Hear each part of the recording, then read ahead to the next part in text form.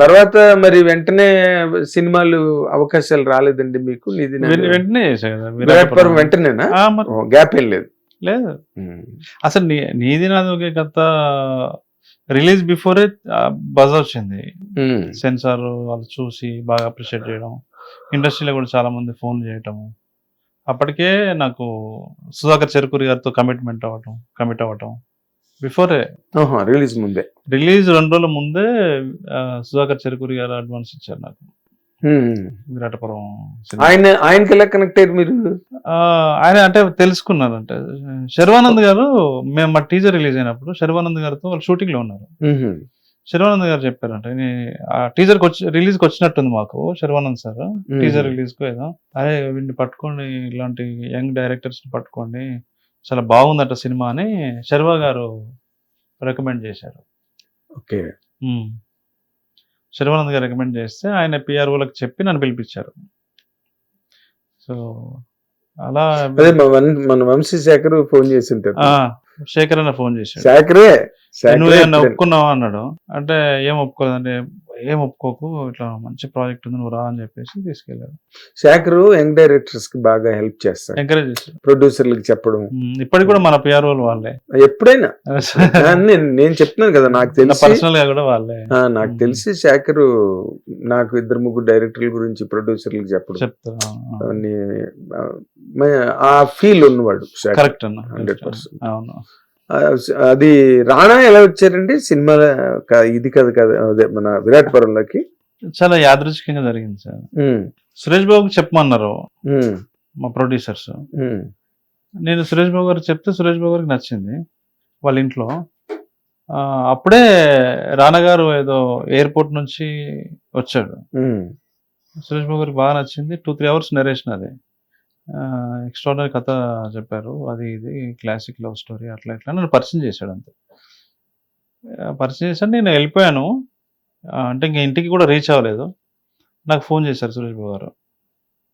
రానాకి నేను ఇందాక మేము ఫోన్ చేస్తూ మన లైన్ చెప్పాను, తను వింటా అంటున్నాడు, ఒకసారి రేపు మార్నింగ్ చెప్తావా రానాకి అన్నాడు. నెక్స్ట్ డే మార్నింగ్ రానా గారికి చెప్పాను. రానా గారికి కూడా బాగా నచ్చింది. దెన్ నేను ఆ క్యారెక్టర్ నేను చేస్తాను. మేము ఎక్స్పెక్ట్ చేయలే. మేము ఫస్ట్ నివిన్ పోలే ఓకే అన్నాడు దాన్ని. ప్రేమం సినిమాలో హీరో ఉన్నాడు కదా సార్, అవును, అతనికి నేను కొచ్చి వెళ్ళి చెప్పా. అబ్బో, అతనికి బాగా నచ్చింది. వాళ్ళకి కొంచెం ఇంకా లెఫ్ట్ వాళ్ళకి ఇప్పుడు రిలవెన్స్ కదా బాగా.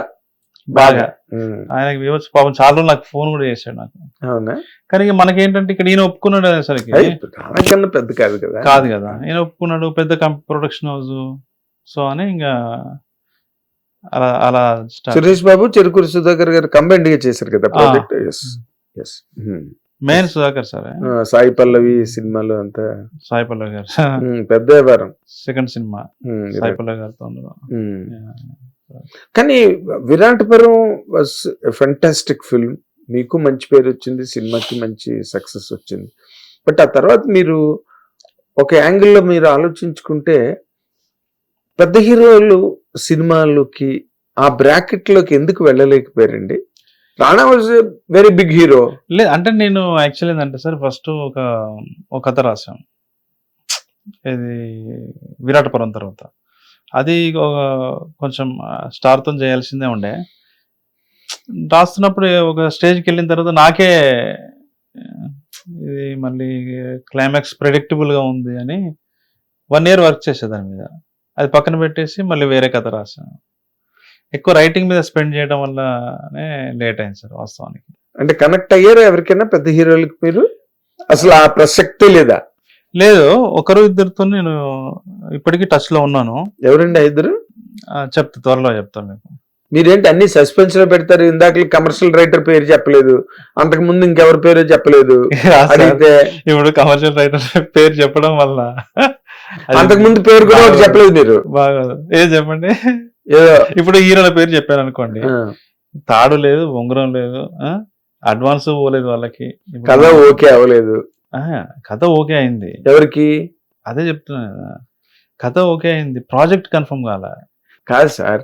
నేను అడిగేది కరెక్ట్ గా చెప్పండి. మీరు కథ ఓకే అయింది, మీరు ఇప్పుడు ఇందాక శ్రీ విష్ణును వాళ్ళు ఎలా నారా రోహిత్ ను ఎలాగ ప్రొడ్యూసర్లు తెచ్చుకున్నారు, వాళ్ళే పెట్టుకున్నారు, ఏదో మరి ఇప్పుడు